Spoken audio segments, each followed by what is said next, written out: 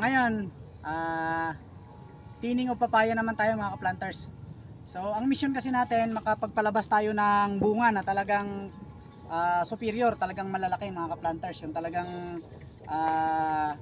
malalaki.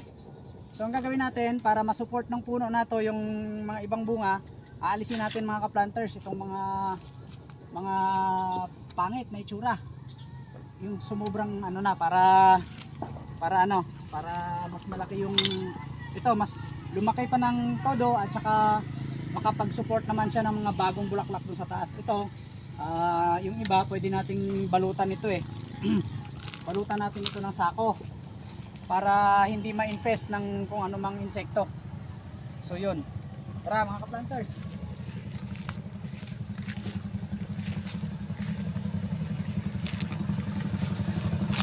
Yun, oh, maraming